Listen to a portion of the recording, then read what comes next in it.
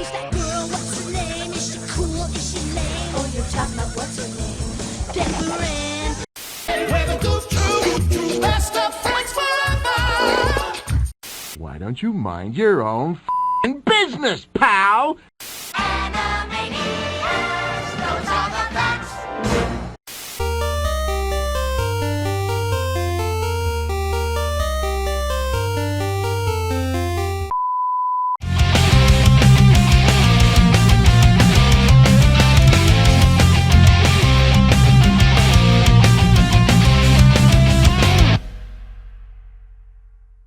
Hey everybody and welcome to the channel. Today we're going to be talking about a piece of Lost Media that I've been wanting to talk about since I made this channel. I started getting into Lost Media in around the late 2010s and even more in the early 2020s because, well, we were locked down and I had nothing else to do. But early on in my Lost Media journey, I came across a piece of Lost Media that really piqued my interest because it had to do with a show from the mid-2000s that I grew up with. It was a Disney sitcom, and this piece of Lost Media is actually a spin-off of said sitcom, and that sitcom was A Sweet Life of Zack and Cody.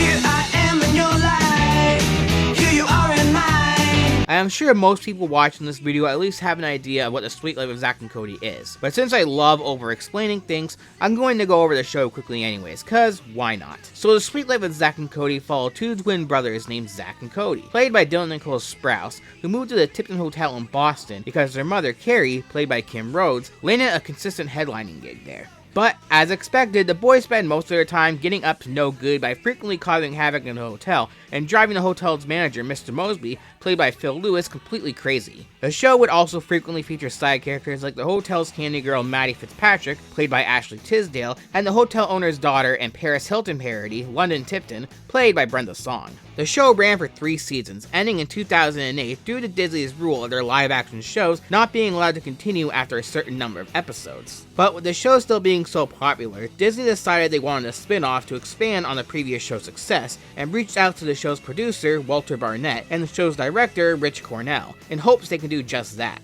Both men took the project on and decided the spin-off would follow one of the show's side characters, Arwin, the hotel's wacky janitor, whose antics would cause damage to the hotel, and he also has the hots for Zack and Cody's mom.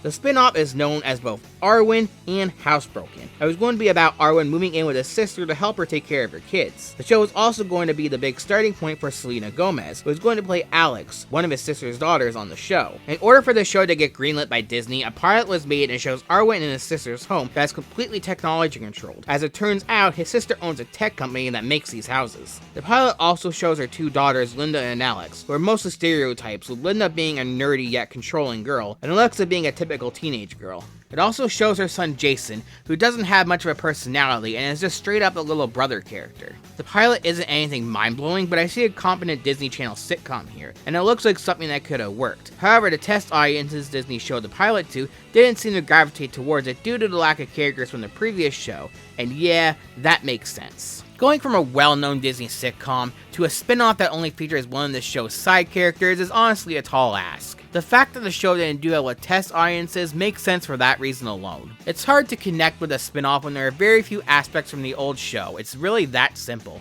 Which is why Disney would eventually greenlight another spin-off, this time featuring a lot more of the original cast. Those people being Dylan and Cole Sprouse as Zack and Cody, Brenda Song as London Tipton, and Phil Lewis as Mr. Mosby, as well as some more minor appearances by Kim Rhodes as Carrie Martin, aka Zack and Cody's mom, and funny enough, Brian Stepanak as Arwin, so we got a spin-off after all. I guess it kind of worked out. The actual show is pretty similar to The Sweet Life of Zack and Cody, but now they're on a cruise ship that is owned by the Tipton and is run by Mr. Mosby. Zack and Cody are also joined by Debbie Ryan as Bailey Pickett, who would also end up being Cody's love interest, and Matthew Nogues as Woody Fink, the dirty, fat, quirky friend of the group, aka the me of the group.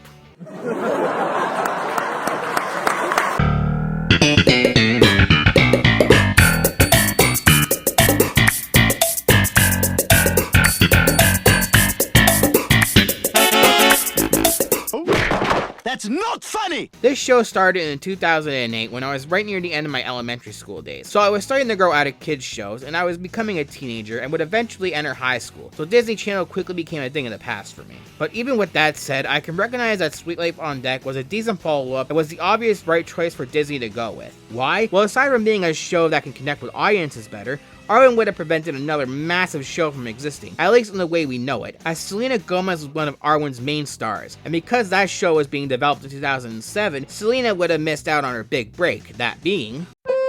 Well, you know everything's gonna be a breeze. At the end will no doubt justify the means. You can fix any problem with the slightest ease. Yes, please. That is right. If Arwin happened, we might not have gotten Wizards of Waverly Place, a show that became a massive hit for the Disney Channel, averaging 4.5 million views an episode at the show's height, and the show's final, who will be the Family Wizard, having the most views for a series final in Disney Channel history, with 9.8 million consistent viewers. The show is so popular, in fact, that it is getting a sequel series titled Wizards Beyond Waverly Place, which is set to air later this year. And if that isn't enough, Wizards of Waverly Place isn't the only show that might not have happened if Arwin became a series, as A Sweet Life on Deck was a jumping off point for Debbie Ryan, who would eventually get her own series on Disney Channel called Jessie, which was also decently successful for the channel. So to put it in perspective, if Arwin was greenlit, we wouldn't get Sweet Life on Deck, we most likely wouldn't get Wizards of Waverly Place, and we would not have gotten Jessie. That is insane to think about. If anything, this should have been an original show with original characters instead of a spin-off of an old show. That way the show could have connected with an audience on its own merit and not have to rely on the previous show. But that didn't happen, and Arwin would never get any sort of chance in any sort of way, and the pilot would be buried by Disney, never to see the light of day. But over the years, clips were released online,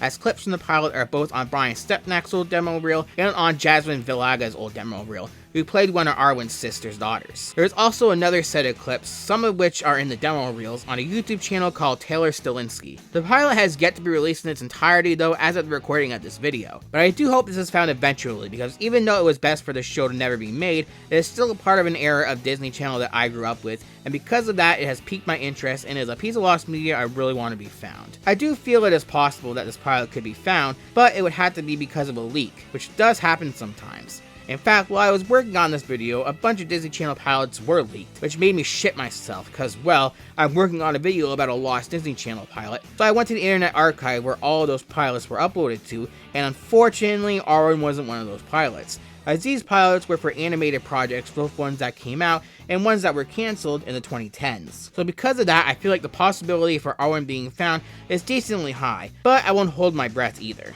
And with that, guys, we have reached the end of this video. So thanks for watching, and if you're new here and like what you saw, hit the subscribe button and ring that bell. Also, comment down below and like this video, because the more engagement that videos get, the better. I also want to give a quick shout out to our brand new super patron, Jacob Ford. If you want to be like Jacob Ford, hit the link in the description below to go check out my Patreon. There's $1 or more will get you special perks, such as early screenings of my videos and shoutouts in all of my videos. And if you pledge $10, I will do a special video just for you on whatever you want, as long as it's YouTube appropriate. So please check out the Patreon down below, because that money helps a lot more than you guys might even realize. That is literally going to pay my bills and keep these videos going. So please hit my Patreon and check it out. Anyways, guys, I gotta go make more videos. I want to get more content out to you guys. I know I haven't been making much content as of late, and I am very sorry for that. Also, I got new glasses, as you can tell. I've actually been having eyesight problems for a lot of years now. I just been very procrastinating, not getting glasses and not getting my eyes looked at. But I finally went and did it. And as you can see, I needed glasses. More for far away vision though, not really up close. I could see up close decently well. But I'm going to start wearing them in my videos, because why not? So thanks for watching, guys. We'll see you soon. Take it easy.